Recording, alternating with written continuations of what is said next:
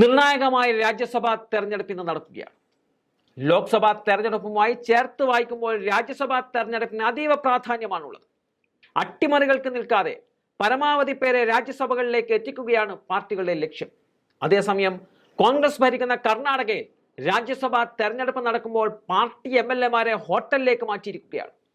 ചില അട്ടിമറികൾക്കുള്ള സാധ്യതകൾ തെളിഞ്ഞതോടെയാണ് MLA-മാരോട് വിധാനസഭയ്ക്ക് സമീപത്തുള്ള ഹോട്ടലിലേക്ക് മാറാൻ കോൺഗ്രസ് പാർട്ടി നിർദ്ദേശിച്ചിരിക്കുന്നത്. രാജ്യസഭയിൽ വോട്ട് ചെയ്യാൻ സമയമാകുമ്പോൾ മാത്രം സഭയ്ക്കുള്ളിൽ പ്രത്യക്ഷപ്പെട്ടാൽ മതിയെന്നതാണ് MLA-മാരോട് പറഞ്ഞിരിക്കുന്നത്. BJP അടക്കമുള്ള പാർട്ടികൾക്ക് ഒരു പഴുതുപോലും ഇനി നൽകരുതെന്ന നിശ്ചയദാർഢ്യമാണ് കോൺഗ്രസ് പാർട്ടിക്കുള്ളത്.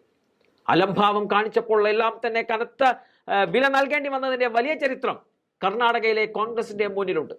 അതുകൊണ്ട് തന്നെയാണ് ഒരു മുഴം നീട്ടിയെറിഞ്ഞുകൊണ്ടുള്ള നീക്കം കോൺഗ്രസിന്റെ ഭാഗത്തു നിന്നും ഉണ്ടായിരിക്കുന്നത്. കർണാടകയിൽ നിന്നും 4 ഒഴിവുകളിലേക്കുള്ള രാജ്യസഭയിലേക്ക് 5ാം സ്ഥാനാർത്ഥിയായി BJP പിന്തുണയോടെ മത്സരിക്കുന്ന ദൾ സ്ഥാനാർത്ഥി ഡി കുപേന്ദ്ര റെഡ്ഡി കോൺഗ്രസിന്റെയും സ്വതന്ത്രരുടെയും വോട്ടുകൾ സമാഹരിക്കാൻ ശ്രമം നടത്തുന്ന വിവരം അറിഞ്ഞതോടെയാണ് കോൺഗ്രസ് ഈ നീക്കം തുടങ്ങിയത്.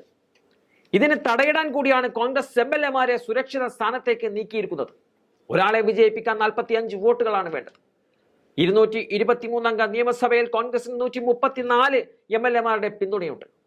യാദ്ഗിർ ഷൊറാപൂരിൽ നിന്നുള്ള കോൺഗ്രസ് MLA രാജ വെങ്കടപ്പ നായിക് കഴിഞ്ഞ ദിവസം അന്തരിച്ചതിനെ തുടർന്നാണ് അംഗബലം 135-ൽ നിന്നും 134 കുറഞ്ഞത്.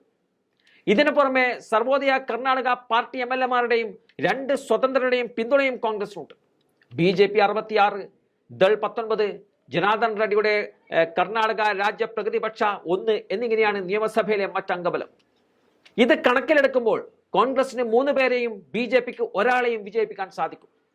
BJP സ്ഥാനാർത്ഥിയെ വിജയിപ്പിച്ചു കഴിഞ്ഞാൽ 41 വോട്ടുകളാണ് BJP ദൾ സഖ്യത്തിന് ബാക്കിയുള്ളത്. അതായത് ഭരണകക്ഷി മുന്നണിയിൽ നിന്നും 3 MLA-മാരെ ചാക്കിട്ട് പിടിച്ചാൽ ഒരാളെ കൂടി രാജ്യസഭയിൽ എത്തിക്കാൻ BJPക്ക് സാധിക്കുമെന്ന് ചുരുക്കം. നിലവിലെ രാജ്യസഭാ MP-മാരായ GC ചന്ദ്രശേഖർ, സയ്യിദ് നസീർ ഹുസൈൻ എന്നിവർക്ക് പുറമെ അജയ് മാക്കൻ എന്നിവരെയാണ് കോൺഗ്രസ് സ്ഥാനാർത്ഥികളാക്കിയത്. വടക്കൻ കർണാടകയിൽ നിന്നുള്ള ഹിന്ദു നേതാവ് നാരായണ കൃഷ്ണ ബണ്ടഗയാണ് BJP സ്ഥാനാർത്ഥി. വോട്ട് മറയാതിരിക്കാൻ എല്ലാ പാർട്ടികളും MLA-മാർക്ക് വിപ്പ് നൽകിയിട്ടുമുണ്ട്. ഇതിനിടെ ജനാർദ്ദൻ റെഡ്ഡി കഴിഞ്ഞ ദിവസം മുഖ്യമന്ത്രി സിദ്ധരാമയ്യയെ അദ്ദേഹത്തിന്റെ ഔദ്യോഗിക വസതിയിൽ സന്ദർശിച്ചിരുന്നു. റെഡ്ഡിയും കോൺഗ്രസിനെ പിന്തുണച്ചേക്കുവാനുള്ള സാധ്യതകളാണ് ഇപ്പോൾ കാണുന്നത്.